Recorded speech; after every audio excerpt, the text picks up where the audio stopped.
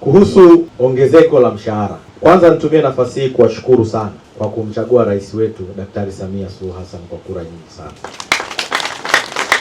kwa sababu moja ya mambo ambayo Mheshimiwa Rais aliahidi ni kuhakikisha anaenda kuhakikisha mishahara ya watumishi wa sekta binafsi na sisi wa serikali inafanyaje, inaongezeka. Ndio dhamira ya Mheshimiwa Rais. 2022 serikali ilipandisha kima cha chini cha mshahara kwenda kuwa 275,000. Akasema wastani uliopandisha kwa 33.4 umeufanya wastani wa mshahara kuwa shilingi 358,222. Sasa gazeti la serikali ambazo limetoa amri hii ni gazeti namba 605 ya Oktoba 2025. Sasa hilo tangazo, wakati waziri analielezea kwenye hotuba yake, Mheshimiwa Waziri alizungumzia wastani.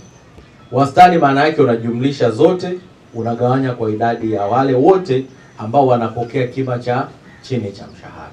Mfano, yule anayefanya kazi kwenye misitu kima chake cha chini cha mshahara ni 185,000. Anayefanya kazi kwenye hoteli ya 5 star kima cha chini huyu anapata 375,000. Sasa sisi ambao tuko kwenye sekta ya viwanda, yaani sisi ambao ni wafanyakazi wa ngazi ya chini ambao tuko kwenye sekta ya viwanda, wameichukua sekta ya viwanda wote ngazi ya kima cha chini cha mshahara, huyu ndio analipwa 200,000. Sasa ndugu zangu, kwenye kima cha chini ni hicho, ila hiyo ya kwamba unaandika barua kuomba punguzo, hakuna biashara kama hiyo. Hii ni sheria na hapa imeandikwa order. Maana yake hakuna mahala ambapo serikali itajadili barua ambayo inahusu kushusha nini? Kushusha mshahara. Kipengele namba 1 cha sheria kinasema sheria hii inaanza kutumika tarehe 1 Januari. Maana yake kama kuna mtu yoyote amepokea mshahara chini ya kiwango, maana yake ana madai ya fedha ya ziada kutoka ile aliyopokea mwezi Januari na kwenda kwenye miezi mingine. Mshahara ambao uko kwenye tangazo la serikali ndio utakuwa mshahara huo. Hakuna namna yoyote itakayoweza kupunguza kima cha chini cha mshahara, hakuna. Ila mwajiri hatumkatazi, anaweza akafanyaje?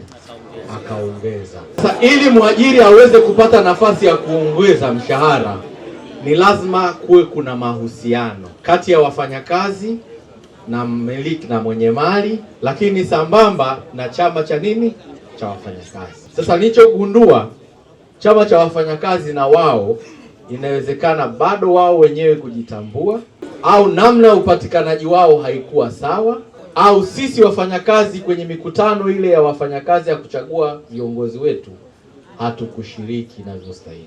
Mnao hao viongozi wa muda wa mpito hawa, waandike barua na mimi wanipe nakala, waandike barua Twiko, na kwenye ile barua waandike watu ambao hawana imani na viongozi wao wa Twiko hawa. Watasema, na mimi nitamwambia viongozi wa Twiko mkoa kwamba tuje kufanya uchaguzi mpya hapa.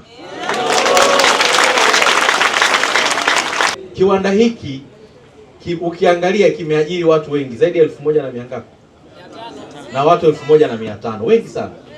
Na hawa watu 1,500 kila mmoja na watu wasiopungua 5 wanamtegemea. Maana yake watu 5 mara 1,500. Hivyo maisha yetu sisi, mimi na ninyi, pia na hiki kiwanda tunafanyaje? Tunakitegemea kwa kiwango kikubwa.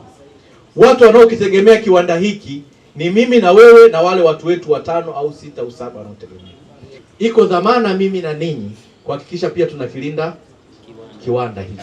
Sasa moja ya kulinda ni wale viongozi wetu ambao wanatakiwa kuwa kama kota pili. Jambo lingine, kiwanda hiki kinapaswa kuendelea na uzalishaji, lakini na nyinyi mnatakiwa kuendelea kupata nini? Mishahara yenu na riziki.